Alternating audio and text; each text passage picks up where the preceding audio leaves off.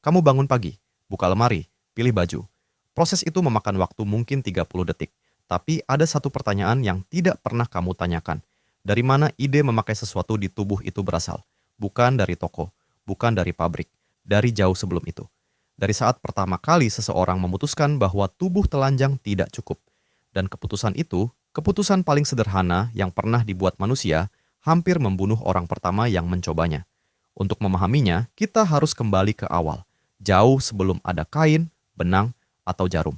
Sebelum ada pakaian, manusia tidak telanjang dalam arti yang kamu bayangkan. Nenek moyang paling awal kamu, 3 juta tahun lalu, masih punya rambut tubuh. Bukan bulu tebal seperti simpanse, tapi cukup untuk memberikan sedikit perlindungan dari angin dan matahari. Tubuh mereka adalah pakaian pertama mereka, dan itu cukup selama mereka tinggal di hutan. Tapi sekitar 2 juta tahun lalu, sesuatu berubah. Nenek moyang kamu mulai bergerak keluar dari hutan ke padang savana terbuka. Di sana, matahari lebih terik, angin lebih kencang, malam lebih dingin, dan rambut tubuh yang tipis tidak lagi cukup. Tubuh mulai berkeringat lebih banyak untuk mendinginkan diri, dan keringat bekerja jauh lebih baik pada kulit yang hampir tidak berbulu. Jadi secara perlahan, selama ratusan ribu tahun, rambut tubuh manusia menghilang. Dan tiba-tiba mereka kedinginan. Solusi pertama bukan kulit hewan, bukan kain, bukan sesuatu yang dibuat. Solusi pertama adalah yang paling dekat dan paling mudah. Mereka menggunakan apa yang sudah ada di sekitar mereka. Daun lebar dilipat dan diikatkan ke tubuh. Kulit kayu yang lembut dikelupas dan dibungkuskan. Rumput tebal dikumpulkan dan digulung menjadi semacam sabuk atau selimut kasar. Tidak ada yang dibuat, semua diambil langsung dari alam. Dan semuanya hancur dalam beberapa hari. Ini berlangsung ratusan ribu tahun. Sampai seseorang melakukan sesuatu yang berbeda. Para ilmuwan tidak tahu persis kapan manusia pertama kali menggunakan kulit hewan sebagai pakaian. Bukti langsung sulit ditemukan karena kulit dan daun tidak bertahan selama ribuan tahun di bawah tanah. Tapi ada petunjuk tidak langsung yang sangat kuat. Peneliti menemukan alat tulang berbentuk khusus di situs-situs arkeologi yang berusia sekitar 120.000 tahun. Alat itu disebut liswar, sebuah tulang pipih yang digunakan untuk menghaluskan dan melembutkan kulit hewan. Bukan untuk memotong, bukan untuk menggali, hanya untuk satu tujuan, mengolah kulit. Artinya 120.000 tahun lalu, manusia sudah tidak hanya mengambil kulit hewan secara kasar. Mereka sudah memprosesnya, sudah punya teknik, sudah punya keahlian khusus. Tapi prosesnya jauh lebih mengerikan dari yang kamu bayangkan. Pertama, hewan harus dibunuh, bukan hewan kecil. Untuk membuat pakaian yang berarti, yang bisa menutupi tubuh dan memberikan kehangatan, kamu butuh hewan besar. Rusa, bison, beruang, mammoth. Dan membunuh hewan sebesar itu dengan alat batu adalah sesuatu yang bisa dengan mudah membunuhmu terlebih dahulu. Setelah hewan mati, kulitnya harus dilepas.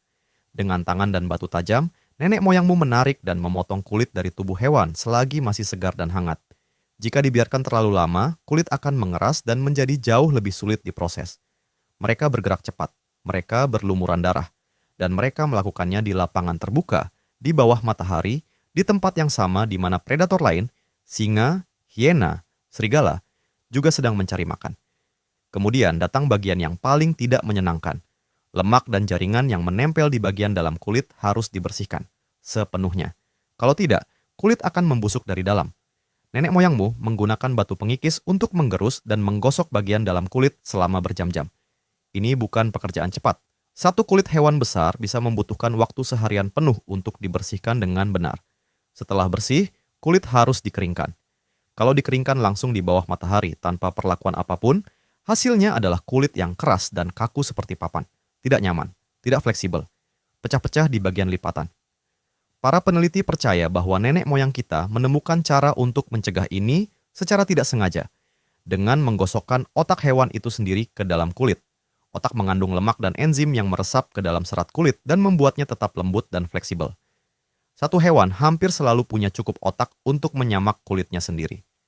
Para pembuat kulit tradisional menyebut ini brain tanning, dan beberapa komunitas adat masih menggunakannya sampai hari ini.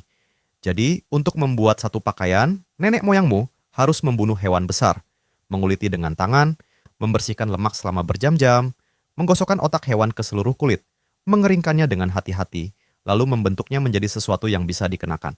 Dan ini semua sebelum ada jarum. Pakaian paling awal kemungkinan bukan baju dalam arti yang kamu kenal.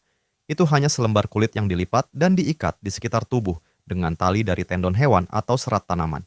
Tidak ada jahitan, tidak ada lubang lengan, tidak ada kerah, hanya kulit, diikat.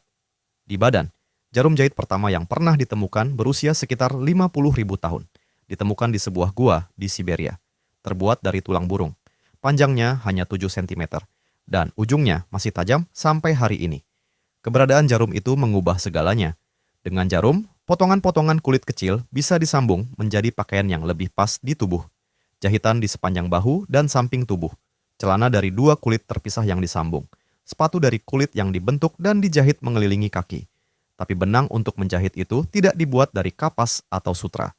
Benang pertama di dunia adalah tendon hewan, jaringan putih keras yang menghubungkan otot ke tulang. Ketika dikeringkan dan dipisahkan menjadi serat-serat tipis, tendon bisa dipintal menjadi benang yang sangat kuat. Lebih kuat dari kebanyakan benang modern. Dan cukup fleksibel untuk melewati lubang jarum tulang yang sangat kecil.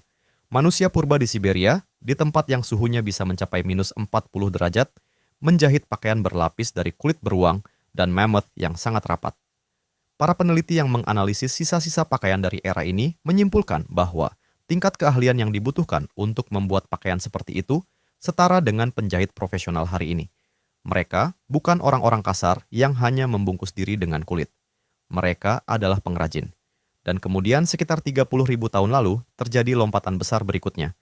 Seseorang menemukan bahwa serat tanaman, rami, wol, dan bulu hewan bisa dipintal menjadi benang. Dan benang bisa dianyam menjadi kain. Bukti kain tertua yang pernah ditemukan adalah fragmen anyaman rami dari sebuah gua di Georgia. Berusia sekitar 34.000 tahun. Tipis, halus, diwarnai dengan pigmen alami merah dan hitam. Bukan hasil kerja orang yang baru belajar. Ini adalah hasil kerja seseorang yang sudah sangat terampil. Artinya manusia sudah membuat tekstil selama puluhan ribu tahun sebelum pertanian ditemukan. Sebelum kota pertama dibangun, sebelum tulisan ada. Jauh sebelum semua yang kita anggap sebagai peradaban, manusia sudah memikirkan apa yang mereka kenakan. Kenapa? Karena pakaian bukan hanya soal kehangatan. Peneliti menemukan bukti bahwa manusia purba mewarnai pakaian mereka, menggunakan oker merah, arang hitam, dan mineral biru dari batuan tertentu. Mereka mendekorasi kulit dengan ukiran dan pola. Mereka memakai perhiasan dari gigi hewan, tulang, dan cangkang laut yang dilubangi dan dirangkai menjadi kalung. Dan semua itu hanya bisa berarti satu hal. Pakaian sudah bukan lagi soal bertahan hidup.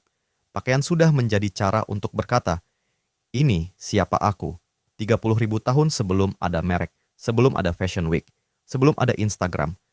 Manusia purba di dalam gua sudah memikirkan penampilan mereka. Buka lemari kamu lagi sekarang.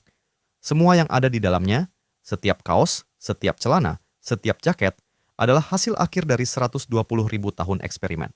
Dimulai dari seseorang yang kedinginan di padang savana dan memutuskan bahwa selembar daun tidak cukup lagi. Yang membunuh hewan pertamanya bukan untuk dimakan, tapi untuk dipakai.